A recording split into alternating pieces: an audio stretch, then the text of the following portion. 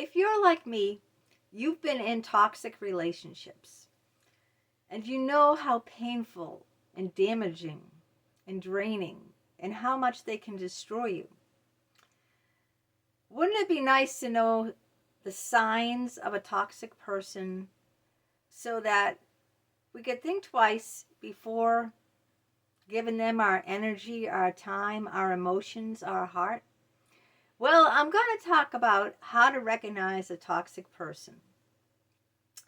That's what today's video is all about, and I'm going to do that right now. Hi, my name is Sandra Wyllie. Welcome to my mental health channel, where I talk about my own personal struggles, having borderline personality disorder, post-traumatic stress disorder, anxiety, depression.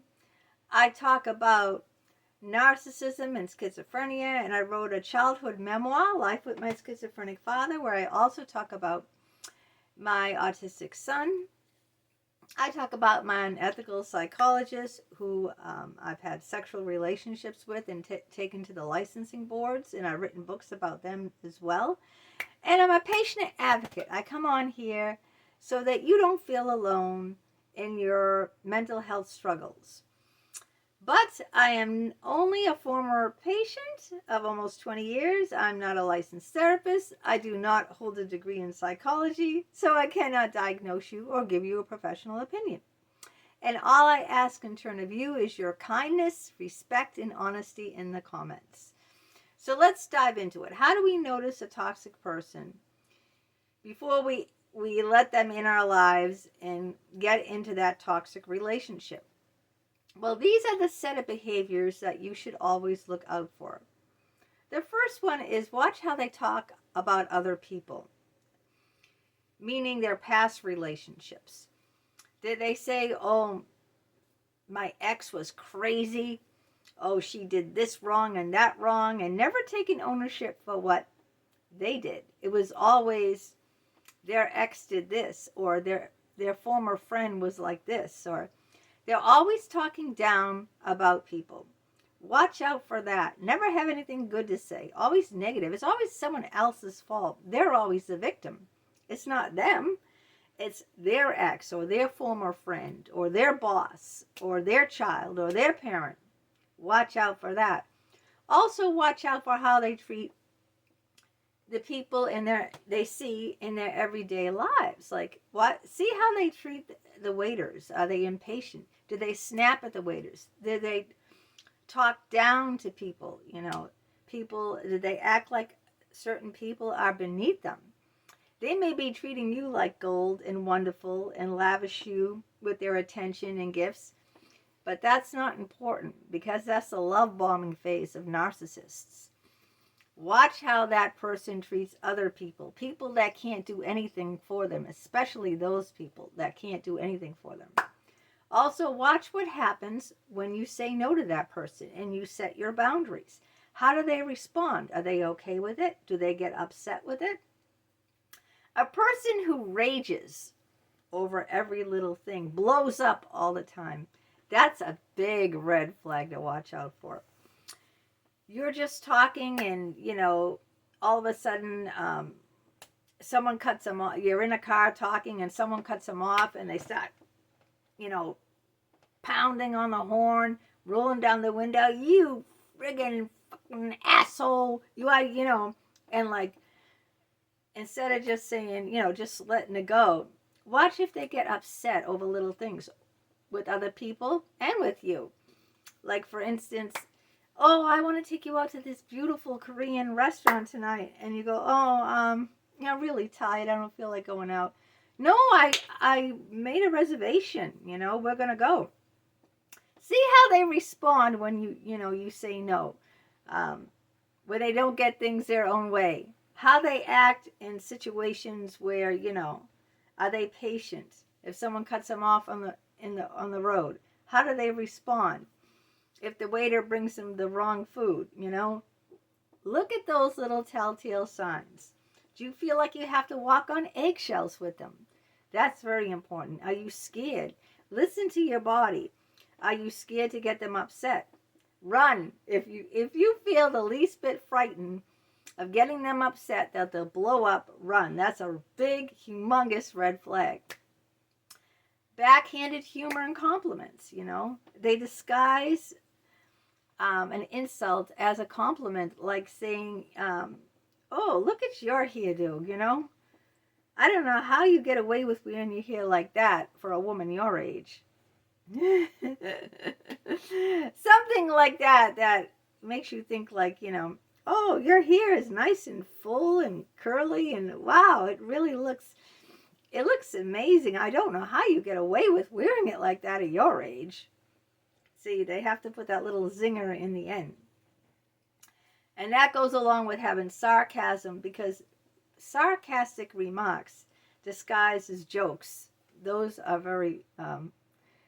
meant to little pokes, little digs into someone. Then if you get upset at something, they say you're too sensitive, or you're too thin-skinned, or you can't take a joke. And if you never hear an apology from these people either. Instead of saying, I'm sorry, I hurt you, I was a jerk, I should have never said that, they say, oh, I'm sorry you were too sensitive, that you couldn't take a joke. That's not an apology at all. They'll disguise it, see, and they'll say, I apologize, I said I was sorry that you're too sensitive, that you can't take a joke. That's no good. That's not an apology. What about wishing bad on someone? Like the example about being cut off in the road. Look at that idiot cut me off in the road. I hope that guy gets in a major accident and dies. Now, isn't that an extreme? Someone cut you off and you wish they got in a major accident and died? Listen, pay attention how that person talks. If they wish bad, or, you know what, I should have got that raise. I hope my boss gets a stroke. Wishing bad on people because they didn't get something, or they did something, and then wishing bad, that's a very bad sign. That's a big red flag. Controlling behavior is another sign that they want to know your every move, what time you're going to be here, where were you, who you were with. They're not your parents. You're not a little kid where a parent has to say, where are you going? Who you going to be with? What time are you going to be home? You're an adult. Don't let people treat you like a child. Or let me check, or someone who's checking your Facebook, checking your phone messages. No, sirree. No. Controlling people, manipulation and controlling people, run from. Okay, run from. They're very dangerous people too, and they can only do you harm. Constantly having that insecurity, needing that reassurance, they're not a child and you're not their parent. You can't fix them. You can't give them security, okay? Because insecure people will always feel insecure. Nothing you do will be good enough for them. Nothing you do will make them feel secure. Opinionated and judgmental people, okay, that's another red flag. They don't like this race, or they don't like this religion, or they're against transgenders, or they say, that's so stupid. Boys going into girls' rooms because they think they're girls. What idiots are they? Make judgmental statements, okay? They're against a certain ethnic group, or a certain sex, or a certain religion, or a certain type of people. They're criticizing certain classes of people. Opinionated, they have very, their opinions, and they can't listen to anyone else. Their opinion is law, and they don't want to know anything else about anyone else's opinion. They're self-centered, all they do is think about themselves. They'll take from you, and they never give anything back. They expect you to jump, be there. When they call and they want to see you, you ever get a booty call? Like, oh, can you come over? I miss you. I love you. And it's like late at night. Oh, I'm sorry. I'm getting ready to go to bed now. Oh, come on. Please. Don't you want to see? Then they'll guilt trip you. That's another sign. They'll guilt trip you. We haven't seen each other in a week. I know I've been busy and everything, but that's, I really, my body aches for you. You're so beautiful, and I want to hold you, and I love you, whatever, all these things. Don't go for it, all right? Do not go for it. Then these people lie. That's another red flag. They lie about the little things. A friend of mine told me, her name was Judy Darcy.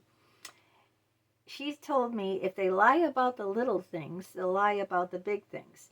And then when you try to call them on their lies, they get very defensive, Oh no. They don't want to answer that. They get upset at you, like, how dare you question me? How dare you think that way?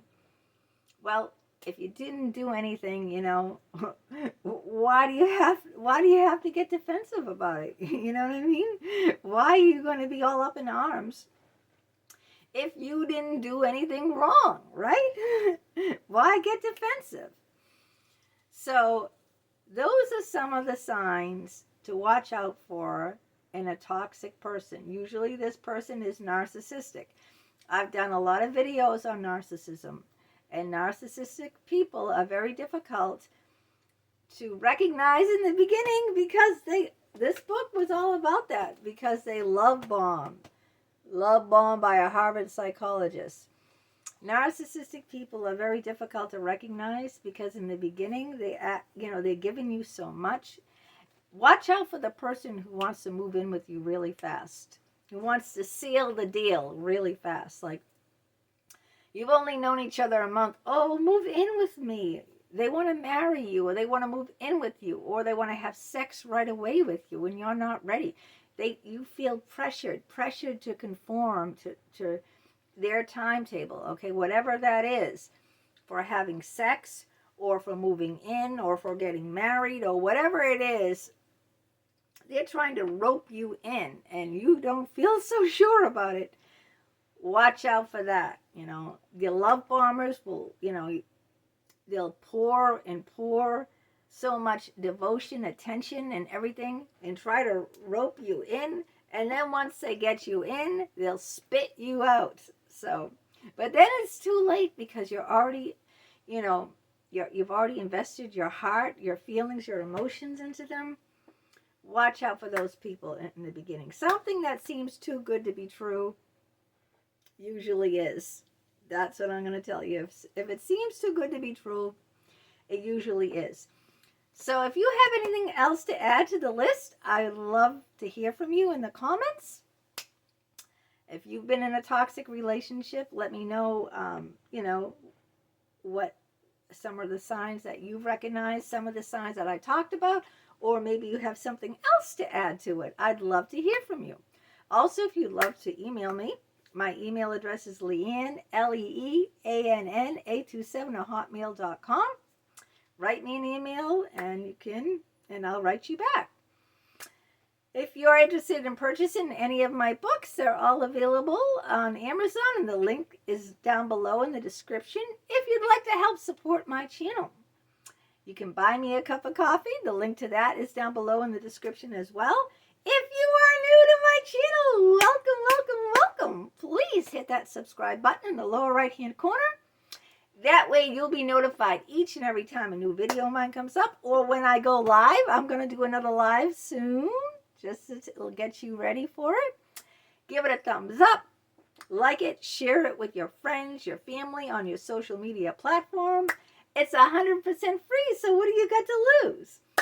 And let me hear from you, and until next time, take care and have a great day. Bye-bye.